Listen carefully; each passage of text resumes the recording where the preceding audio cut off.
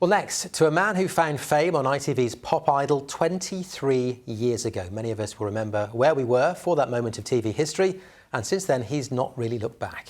In February and March, Gareth will be heading to venues including Portsmouth and Swindon for his Love Songs from the Movies tour. Before we talk to him, let's remind ourselves of his time on Pop Idol. Time goes by so slowly, and time can do so much. Are you still mine?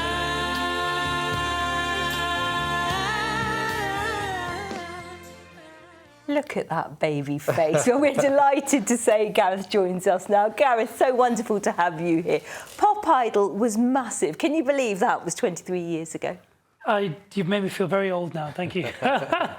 No, yeah, it's been a wonderful 23 years. I fortunately haven't stopped working, which is good. I'm still treading the boards, and Pop Idol was great for me because all the issues I have with my speech, I think I'd have found it hard becoming an artist because I find it hard to do interviews. So at least it showed my story, and people could really get to know me through that format, which was great. Well, they certainly have got to know you and sort of love what you do for years since. Now, let's talk about your new tour, because that song, I guess, is kind of the catalyst, because we're talking about movie love songs. That was from Ghost, is that right, on Meridian? Yes, so I'm producing shows now, and I've put together this show called Gareth Sings Love Songs from the Movies. And it was inspired by Unchained Melody, which was my first #1 and my biggest selling record to date. So that got me thinking, some of the world's biggest and greatest love songs are from movies, and that synergy between music and film is so powerful. So there's songs in there from the likes of Titanic, Pretty Woman, My Girl, Dirty Dancing, Armageddon, to name only a few, all backed by a live band. I've put a cast together of incredible West End singers. Yeah, it should be a great evening of entertainment. It's a great idea, honestly. All the classics are there. Do you love songs? I love love songs. Yeah. You better add to by the end of the tour. but the set list has been hard because there's so many classics and huge hits from films that trying to cut them down into a 2-hour show has been a bit of a challenge. But yeah, we're looking forward to it. We come to the King's Theatre in Portsmouth on the 8th of March. We're really looking forward to that. And yeah, it's good to be bringing this show out there. Here's an existential question. What makes a great love song? I mean, do you have ones that you prefer to sing, or ones that connect easier? Or? Yeah, I mean, what I've found hard putting this show together is there's so many ballads, kind of heart-wrenching songs that make people cry. That's the ingredients you need, it seems, for a good love song. But there's also great, sort of up-tempo songs like My Girl or Pretty Woman, that make people feel good, because, love isn't always heartache. It can be lovely too, I guess. If you say so. Yes, No, I'm only kidding. So you produced that show, and now you're working on your own musical too. Tell us about that. Yeah, I've written a musical, or am writing a musical, called Speechless.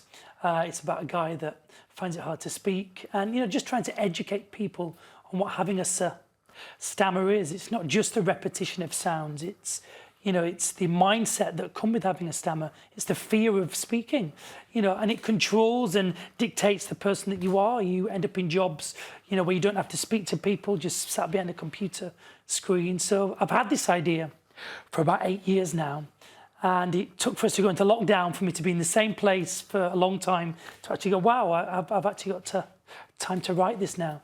And then I took it to a big West End producer, one of my friends, who I've worked with in the past. And he said, don't speak to anybody else about this.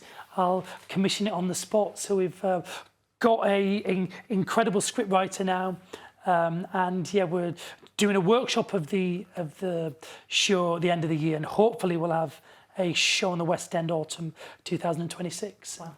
It's very exciting stuff. Yeah. Can we just briefly go back to Pop Idol? I know Yeah. that's kind of years and years ago, but you got sort of thrown into stardom at such a young age, only just 17. Yeah. I mean, that must have been a boy. difficult at the time, or was it the making of you, as you said earlier? Yeah, it was the first of its kind. Nobody knew exactly what it was or what it was to become. You know, everybody who saw that then knew what to expect when they entered X Factor and the likes.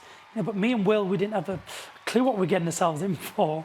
1 minute you're able to walk down the street and just have no issues, and then literally overnight after that first live show, we were in the centre of London, and it was crazy. It was just literally instant. And you know, I've been very fortunate though. I had a great career as a pop star and an artist, sold lots of records and stuff, which was good. Then went into theatre. I did Joseph on the West End, Les Mis, and Legally Blonde, Footloose, to name a few. And now I'm producing, which is a great feeling too. Well, we literally feel Yes. like we've grown up with you, and it's wonderful to have you in the studio with us. Good luck with the tour. Thank you. Thank you.